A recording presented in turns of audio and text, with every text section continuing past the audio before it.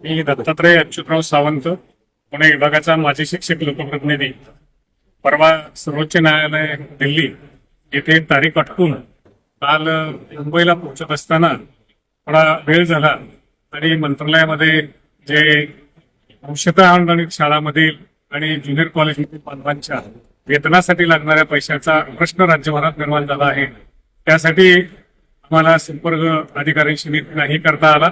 त्यासाठी आज सकाळी थांबून सकाळपासून आतापर्यंत त्याचा पाठपुरावा केला आहे. आता शेवटची भेट माननीय वित्त विभागाचे सचिव विजय स्वरूप साहेबांची घेतली आहे. आता त्याच्यावरती नेमकी जी घटना घडली आहे ते देशपांडे साहेब सांगतात. नमस्कार. अंशतः अनुदानित त्याचं लेखाशीर्षक 3261, 3361, 3379 आणि 0511 आहे. याचे भरपूर राज्यातून फोन येत होते, पगाराला पैसे नाही. हिवाळी अधिवेशनात जे 500 कोटी रुपये मंजूर झाले होते त्यापैकी 274 कोटी जानेवारी महिन्यात सोडले आणि या महिन्यात 2 मार्चला फक्त 101 कोटी रुपये सोडले गेले. आता व्हॉट्सअपवर सुरू झालं, पगाराचे पैसे आले. नंतर तुटवडा जेव्हा जाणवला तेव्हा वाटलं की आता तूट पडते आहे, पण दिल्लीला असल्यामुळे लवकर येऊ शकलो नाही. आज इथं आलो आणि 125 कोटी रुपये मागण्याची नसतील आजच सादर करून आजच सचिव वित्त व्यय यांना भेटून ती मंजूर करून घेतली.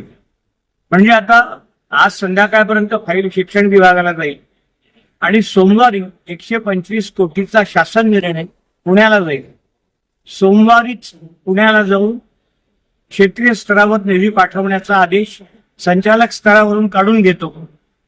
सोमवारची तारीख आहे 16 तारखेला रात्री आदेश आल्यानंतर 17 तारखेला तुमची बिल ट्रेझरीत पाठवा.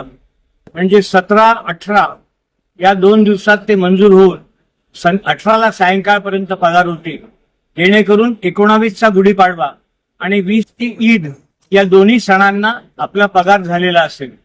फक्त आपल्याला तयारी एवढीच करायची आहे की 17ला पुण्याचा आदेश आल्यानंतर बिल तात्काळ ट्रेझरीला जातील याची व्यवस्था करा. तुम्हाला गुढीपाडवा नूतन वर्षाच्या खूप खूप शुभेच्छा. मुस्लिम बांधवांना रमजान ईदच्या खूप खूप शुभेच्छा. पुन्हा एक वेळा तुम्हाला सगळ्यांना शुभेच्छा देऊन तुर्तास थांबतो. तुम्ही फक्त पाठीवर हात ठेवून लढ म्हणा. लढतोय.